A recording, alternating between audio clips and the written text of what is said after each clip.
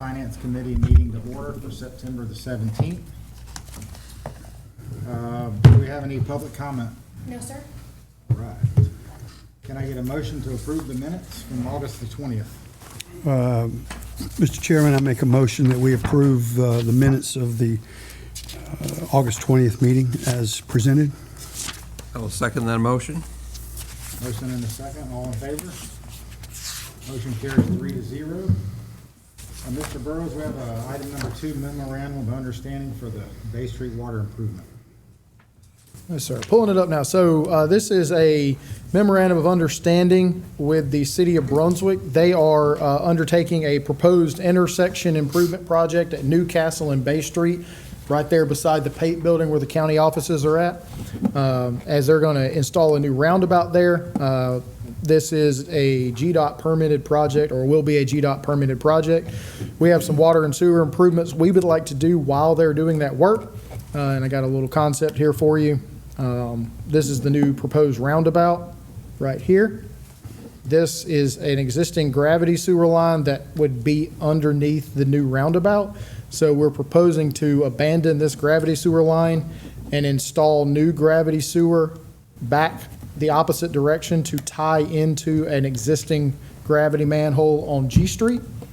And then install a new water main to loop the system down the other side of G Street up to basically loop Bay and G Street, but down the existing G Street on the other side of Newcastle. That will improve water flows and fire protection in the area. So this MOU is for the engineering services. The selected engineer by the city for their portion of the work is Georgia Water Environmental Services. And so our proposal here is for the city to increase their contract with Georgia Water Environmental to cover engineering services for the water and sewer improvements with Georgia Water Environmental, and then we would pay the city back for those engineering services, and that's $127,880. Question was asked at the Facilities Committee meeting while we were doing these improvements. We try to, when there's major intersection improvements like this, get our infrastructure out from the scope of the future improvements so that we don't have to go into those intersections if there are failures at a later date. Thank you, sir. Can I have a motion? I'll move the Finance Committee recommend entering to a memorandum of understanding with the City of Brunswick for engineering services for the Newcastle and Bay Street intersection improvement project in the amount of $127,880. I'll second. All right, any questions or comments? Motion and a second. All in favor? Motion carries 3-0. Item number 3, memorandum of understanding, Howard Coffin Park drainage ditch. Similarly, the Howard Coffin Park area, we have a water production facility and a pump station at Howard Coffin Park. That ain't it. Let me get there. And the city is undertaking a drainage improvement project at Howard Coffin Park. There is a tidal ditch that runs behind the existing well facility and pump station. And we have 3 lines, 2 water lines, including the main water line leaving the well facility. Not sure what the TVs are doing here. Yeah, I don't know. Very, very cooperative. So this drainage ditch has problems and with tidal conditions. As you can see, this blue line here and this blue line here are water lines that cross that ditch, and there's a green sewer line that crosses that ditch. Those are currently aerial crossings, so those lines are visible at all times unless there's exceeding backups on the drainage conditions. But it being tidal, the casings on those lines have started to fail. Ductile iron, when you get the salt water in it, you start having problems. And so when they're doing the drainage improvements, what we want to do is then take and bury these lines beneath the new drainage improvements they're doing so that they're not impacted by the tidal conditions. So this is another MOU with the city. For their selected engineer on this is Zulu Marine Services. They specialize in these tidal conditions and situations. And so this is another project where there's extensive permitting required with the DNR and the Corps for this. And so to utilize one permitting approach, the request is that we reimburse the city $38,500 upon completion of engineering services for the Howard Coffin Park pipe relocation project. Can I ask how deep are we talking about? They'll probably be 3 to 5 feet under the bottom of the ditch, so that if they ever have to come in there and clean that ditch Right, out, clean out wouldn't be an issue. Wouldn't be an issue, right. Right, and those pipes are older anyway, I'm assuming. There's older pipes in there. The force main's not quite so old, but the water lines have been there for 40 or 50 years. Oh, And 40 or 50 years? Yes, the existing banks of the ditch have started eroding as well, so that they've got to get in there and do something with it. And with that, we started noticing more issues with the line. So we were going to proactively do this, but when they decided they were going to do the drainage project, figured we'd partner with them. Are we going to do this in-house, or? The engineering will be done by Zulu, and then we'll likely use our on-call horizontal drilling contract Okay, to yeah. relocate the lines.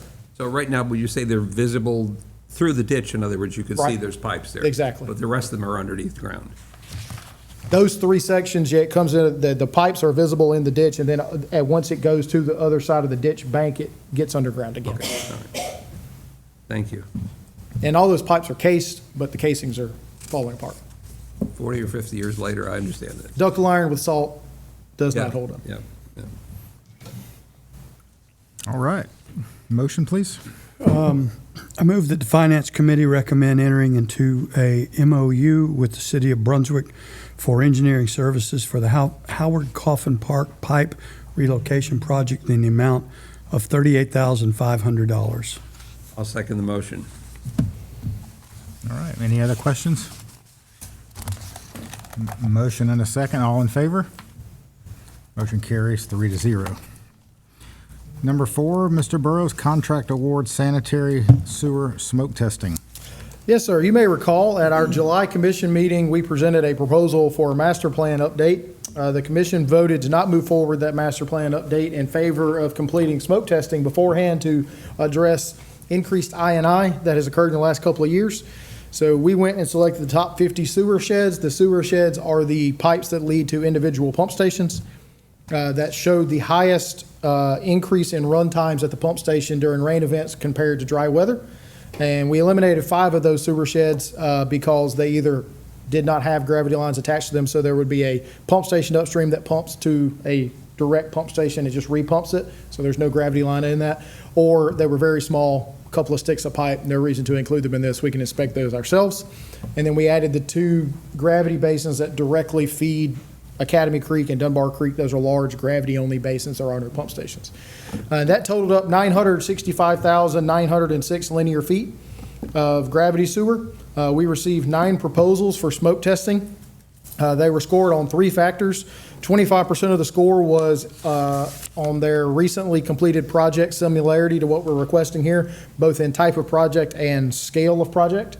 There was 50 points available for project approach, timeline, and deliverables. So your schedule, your understanding of our project, how you were going to do public notification, the deliverables you were going to give us, whether that be electronic, whether you were going to just give us spreadsheets, how often you were going to provide that information to us, and then pricing was 25% of the score. 3 team members scored each of the 9 proposals with a total possible 300 points awarded by each combined to the 3 team members. The highest scoring was McKim & Creed. McKim & Creed got a 280 out of 300. They did previous smoke testing work at St. Simon's Island for us and was very successful. The total cost of the McKim & Creed proposal is $496,248.98, or about 51 cents per foot tested, which is pretty close. We were in the 45 cent per linear foot when we did this 5 to 7 years ago. So not too much of an increase off of that. The things that were noted by the team that scored this, they had previous experience with large smoke testing projects. They will be producing an online dashboard that's essentially real time of smoke testing results so that we can follow along and jump on these repairs quicker. And they will be actually entering the work orders for repair into our asset management software so that we don't have to do that process manually internally. All the other providers were going to just give us basically an Excel spreadsheet and say, here, create your own work orders and everything like that. So this will make a better administrative flow for us. And they will also be providing estimated costs for repairs for error or defects that are found as a portion of this project. So the request is we move forward with McKim and Creed for the $496,248.98. We will be doing smoke testing at the mainland, St. Simons, and the South Mainland as a portion of this.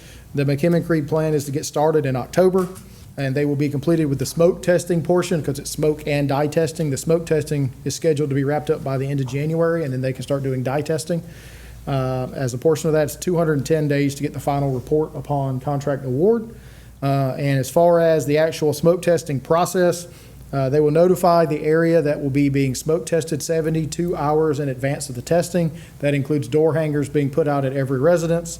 The smoke is a misnomer. It is not actually smoke.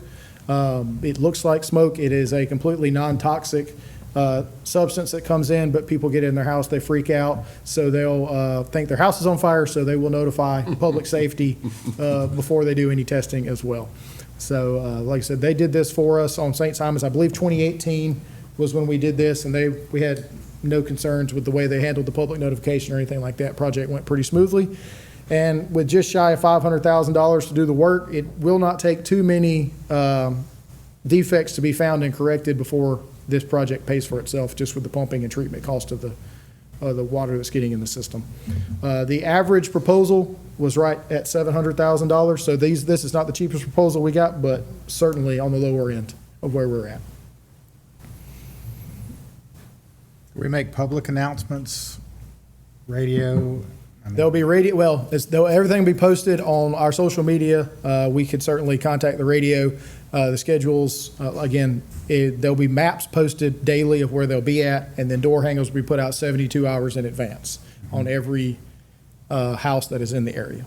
Because they're not going to know that the house isn't connected to the sewer system, so even if you're not on the sewer system and you happen to be in the neighborhood, you're going to get a door hanger.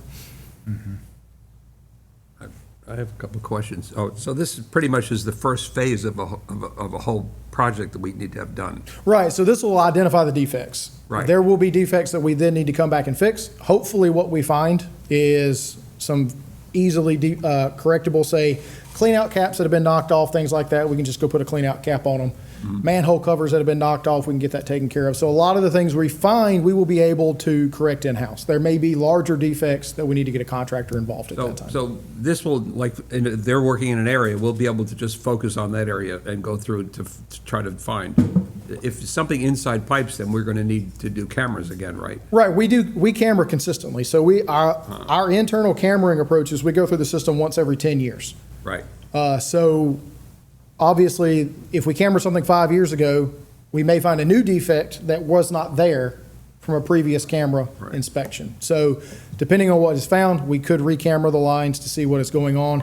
I mean, if you start closing up manholes and things like that, then you're going to have to eventually look and see what's going on underground. If it, Oh, absolutely. We're going to, Yeah. once we get through the 10-year cycle, we're going to start the 10-year cycle over again. Right, but this could change the priorities for It certain areas. absolutely should, yes, Particularly if you're finding something really high flow. Right, you'll find high flow. Now, smoke testing typically finds different kinds of defects than cameras. Cameras, you're going to find defects with the interior pipes, cracks, holes, things like that. Smoke testing will Or something find, that's been drilled through, right, perhaps. for drill, things that have been bored through. Smoke testing will find defects on laterals. We don't camera the laterals that are tied in. Right, yeah. So if there's a defect on the lateral line, the smoke will go up in that lateral line. We'll identify a lot more of those. Smoke testing also is going to identify defects in manholes much quicker than we can. We do manhole inspections now, but that is a much slower process than injecting the system with the smoke and then showing where your manhole defects are at. Right.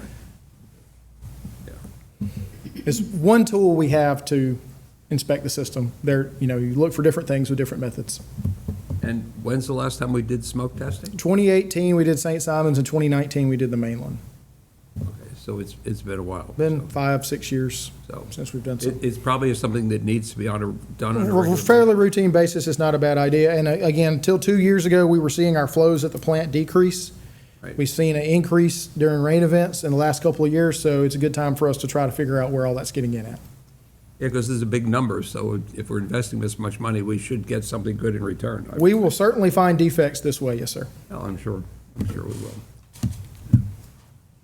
That's all the questions. Perfect. Can I get a motion? Yep. I'll move the Finance Committee recommend entering into a contract with McKim and Creed, Inc.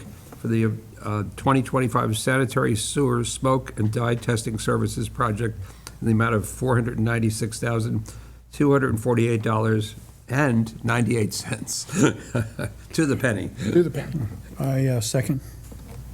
That's a great job getting this many quotes. Yeah, I got 9, that we were very, very happy to see this many people interested in working with us on this project. Well, I think this project for people doing it sounds like part playtime. You know, you smoke and stuff like that. That's probably why there's so much interest.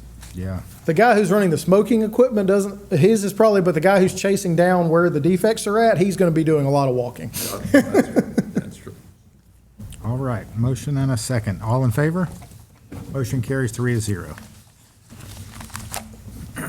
Number 5, capital equipment purchase, Mr. Burrows. Yes, sir. So we utilize Esri software to manage GIS, and as we've talked about, I think it was last month, we had to renew the existing Esri enterprise license agreement, small utility enterprise agreement. Previously, we utilized a piggyback approach with the county, but Esri determined that we could not do that anymore, so we have to get our own servers and host our own GIS system. This is the purchase of a approved capital equipment item in the budget for fiscal year 2026. Approved budget was $56,650. We were able to get 2 quotes. We asked for 3. We were able to get 2. The lowest cost for the actual purchase of the hardware, it was from Maine Micro Technologies at $34,232.45. Jones Edmonds is a consultant that we've used to help set up our servers correctly, and their cost is $18,050 for a total cost for this of $52,282.45. You will note that there is a huge gap between the 2 quotes that we received. Yeah. Maine Micro was able to get an overstock item for us. It is a new server. It has never been configured, and we will be getting full warranties with this. So we think this is a pretty good opportunity to take advantage of an overstock item here and save about $35,000 while doing it. So we would recommend moving forward with both the purchase from Maine Micro and the implementation and configuration with Jones Edmonds. And if you have any questions on specific details, I recommend asking Commissioner Cook. Thanks. Well, I have a question. Why is the disparity on the hardware license cost? Why is there so much? Is there a reason why, or is that one of those mysteries? One of those mysteries, as far as I'm concerned, yes. It seems a little out of line. I mean, Yes. because, licensing is I'm sure done through state contract with Microsoft, and it just seems a little out of line, but that's all right. They pack it in somewhere else, I understand. I think you did a good job finding a much cheaper price on this. It's hardware is quite expensive. I looked up the specs on the server too, and it's quite adequate for what we're going to do. Going to be a significant difference for the staff here. And my understanding is getting the server hosted on site will improve the speed of the GIS system as well. Dramatically. As I've been told. So I'm It will hoping to that. dramatically. Yeah. All right, we get a motion. I move that the Finance Committee recommend the purchase of server hardware from Maine Micro Technologies Corporation in the amount of $34,232.45 and implementation services from Jones Edmonds Engineering in the amount of $18,050. I'll second the motion. Right. Motion and a second. All in favor? Motion carries 3-0. Thank you. Mr. Owens, you've got 2 items. There you go. ERP procurement. You may recall, back in, I think it was late June, early July, we published a request for proposal for a new ERP system, Enterprise Resource Planning. These systems typically include financials, customer service, customer information, and billing. They also usually include HR and payroll, but fortunately, we outsource our entire HR function, so we do not need to include that in our requests. Currently, we've on a system that we first acquired in 2014, And it's safe to say that that product was probably nearing its end of its product life cycle at that time, because by 2019, our current software vendor was asking if we were interested in upgrading to their new product. We were given an opportunity to test that new product and found it woefully lacking. Our current system, we have a great many deficiencies and issues with that system. And so that has led us to believe that it's time to definitely upgrade to something newer. Currently, we found out from our existing software vendor, we are one of maybe only 10 or 12 entities that are still using the current software that we have for our customer service and information and billing and financials. So sooner or later, that's going to go away and we're going to be forced into an upgrade whether we want to or not. Aside from that, one of the biggest, there's a number of different reasons for wanting to make this upgrade, but really all of it can be boiled down to one simple statement, that we have got to stop managing our software and systems and start managing our business.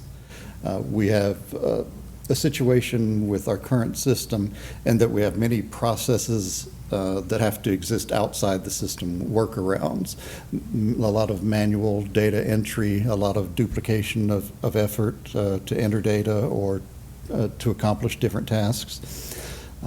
We need to improve the integration of the system as a whole.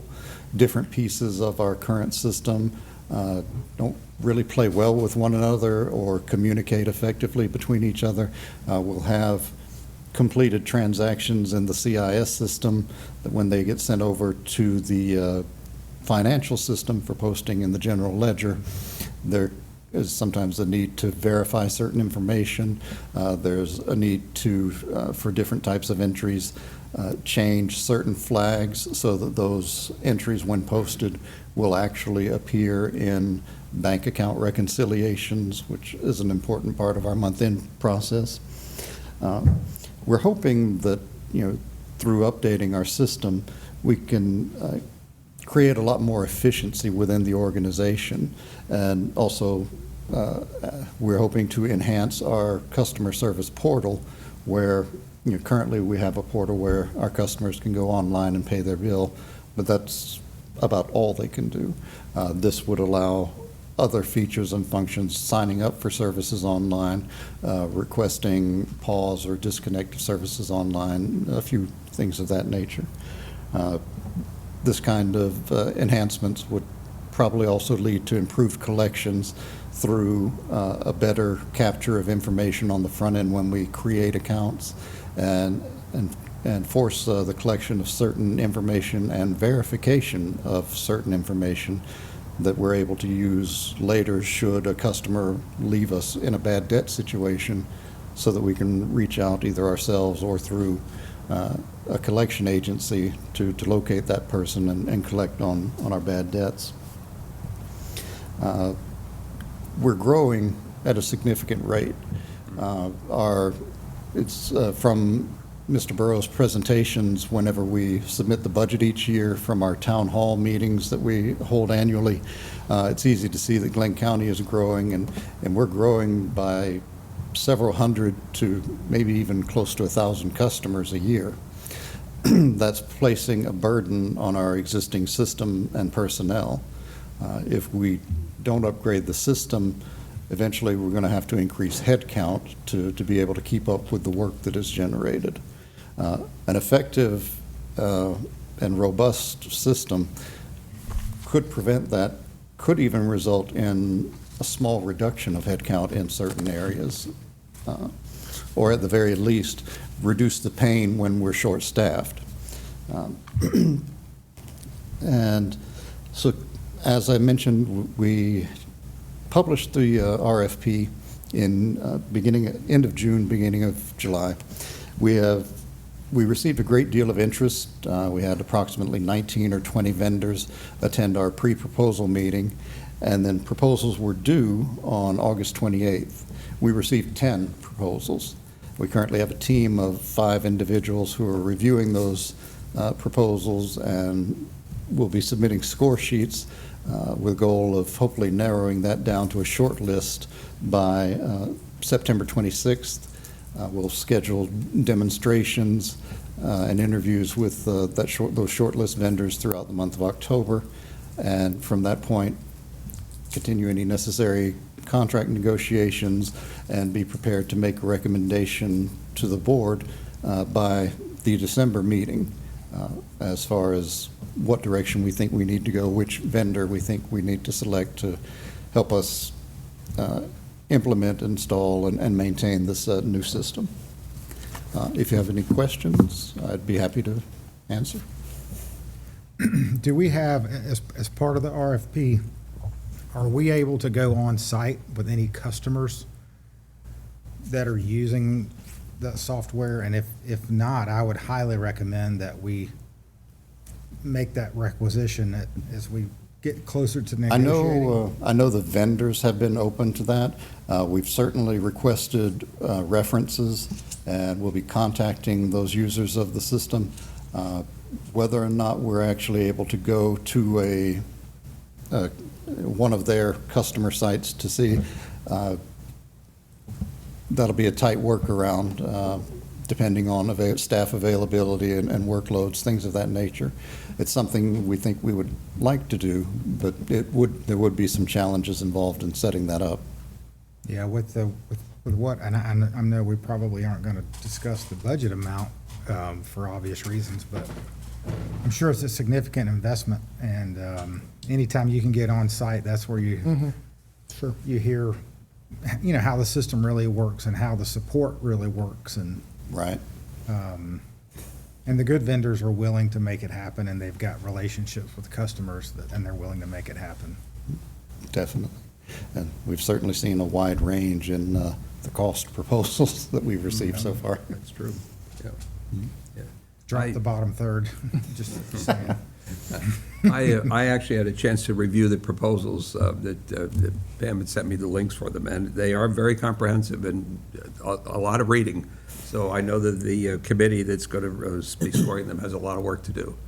But they are, and I think one of the key things from my perspective is we really need to get the software off our servers, and we need to have it handled remotely in the cloud so we could have software as a service.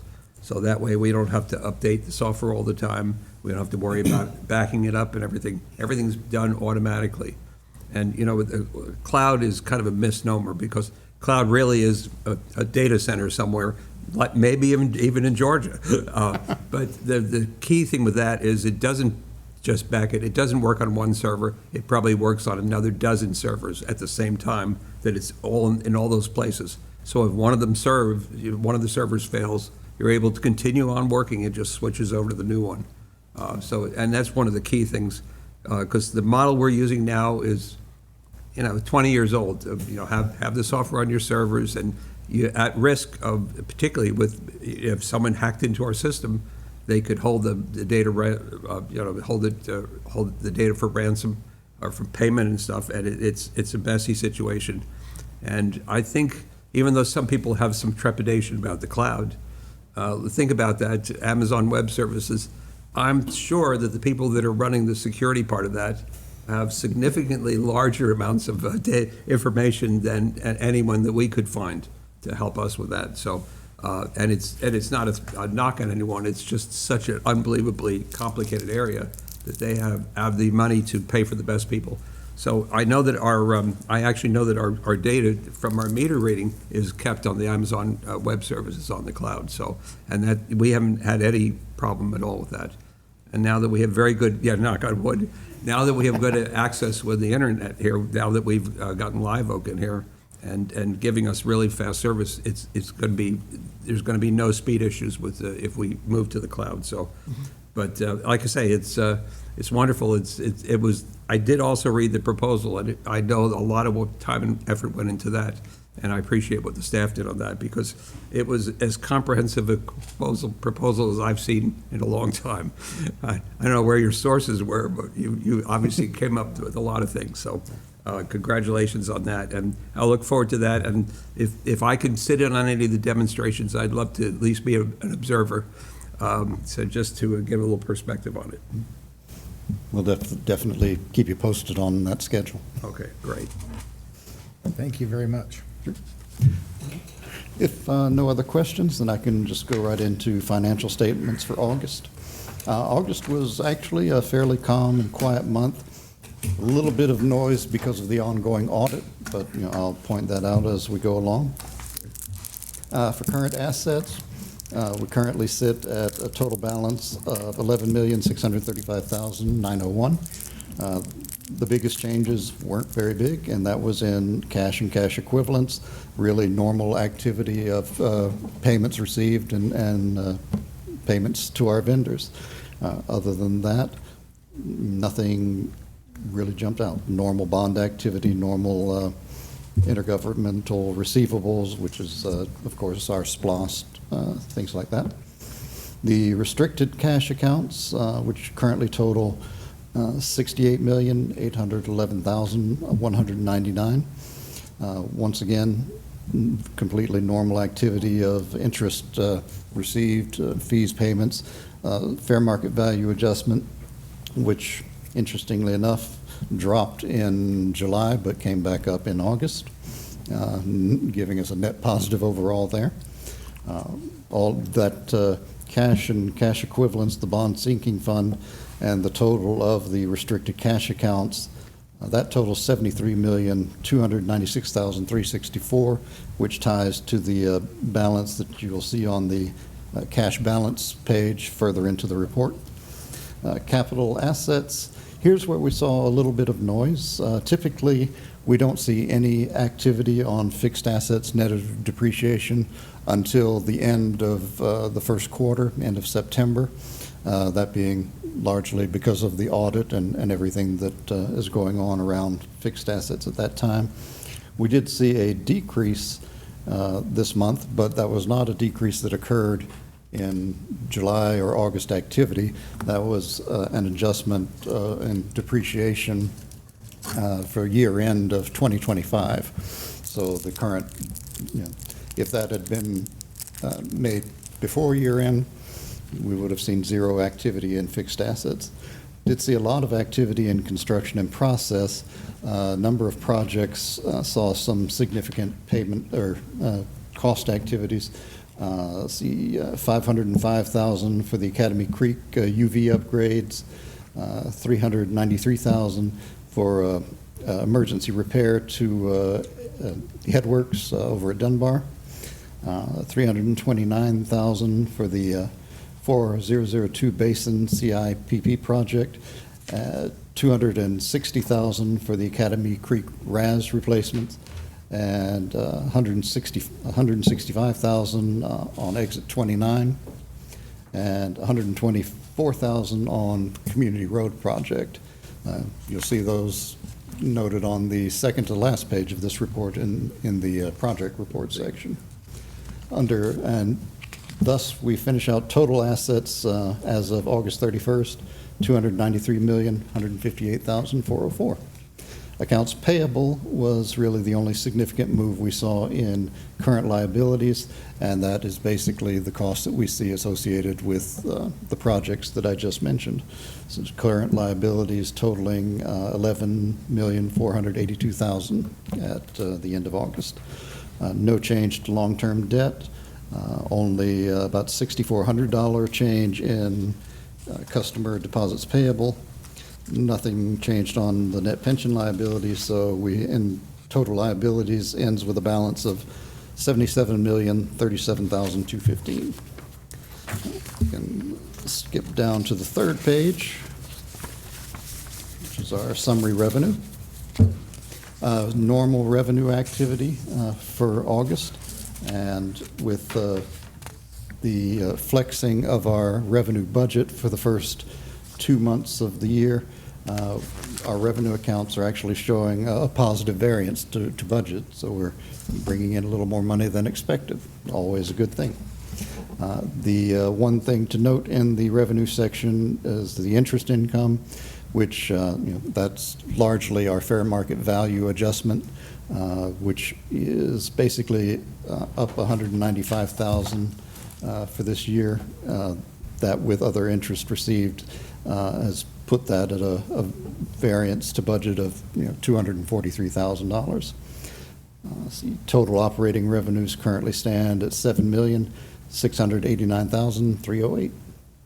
The net operating expenses, the usual suspects, personnel and operating expenses are the highest categories. Personnel expense is only a smidge over budget at the moment, so definitely with regard to our human capital costs, we're doing pretty well. The operating expenses at $3,504,000 for the month or year to date is showing currently at $1.276 million over budget, and I'll address that on the next page in just a moment. Bad debt expense currently stands at $85,000 year to date. Interest expense $182,000, and the debt principal and reserve transfers are, of course, quite normal activity. All told, down at the bottom, leaving us with net revenues of currently a negative $161,000. On the next page, the more detailed breakout of our operating expenses. As you see, the wastewater, waste treatment plants, those are the ones that are currently hitting over $1,584,000 for wastewater operations and $1,372,000 for the treatment plants. Those items, particularly the treatment plants, the biggest components of those costs are purchased equipment repairs, which for the 3 plants is coming in at about $261,000 this past month. Oxygen, $293,000. Biosolids removal, $112,000 for the month. And excuse me, pumps and parts for lift stations, $127,000 for the month. That is basically the main components of a $786,000 cost incurrence we saw in August for the waste treatment plants. We saw almost $800,000 for wastewater operations overall, but that's, as you see, showing a positive variance to budget, so we're not seeing anything unusual coming up there that's throwing us over at the moment. The purchasing shows a negative variance to budget of $126,000. That's simply the encumbrance for the landscaping contract, which is about $150,000 for the full year. And finance is showing a negative of $126,000 to budget. That is group insurance costs, which are, They fluctuate. They fluctuate, and of course, it's group insurance for the entire organization that is housed within the finance department. Skipping over, next page, of course, is the cash report. Essentially, this all ties to the cash and cash equivalents and restricted reserve section of the balance sheet in assets. Just to note that currently our operating cash is currently at a total of $3.2 million. That's the overnight cash.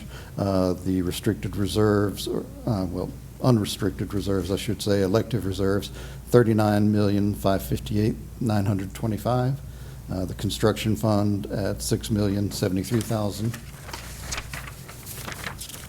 Let's see, the restricted reserves, which are the SPLOS, the customer deposits, and the capital improvement fees, that's $23,178,000, totaling the amount that I mentioned when we were looking at assets, $73,296,364.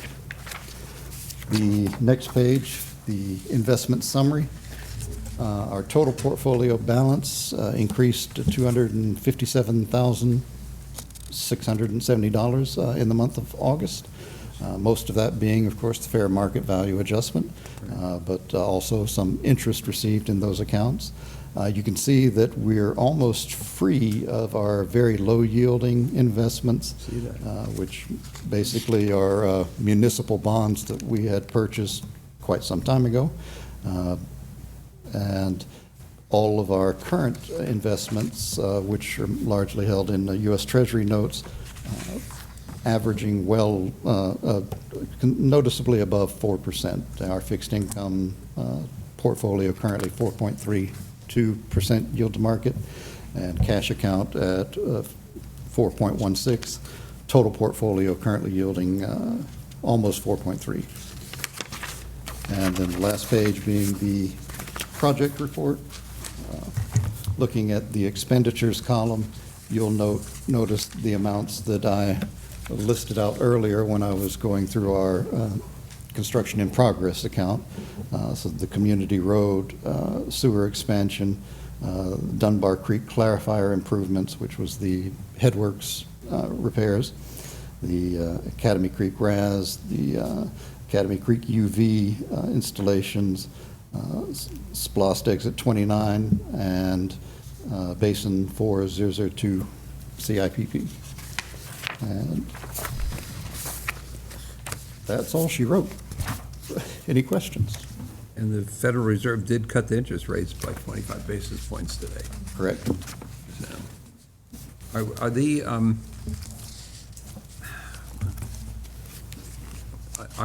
wait, I'm just curious on this GFA loans on this last page. It says 905,000 to complete. That's at the very top on page, the one before the. Yeah, that's not, we fund that periodically. That's not the full budget. I mean, for yeah, G4. we don't, we pay that so much. Right. Per month? Yes, monthly, yes, sir. Monthly, okay. Yeah, I thought so. All right. That was my question. Great job, thank you. Thank you. All right.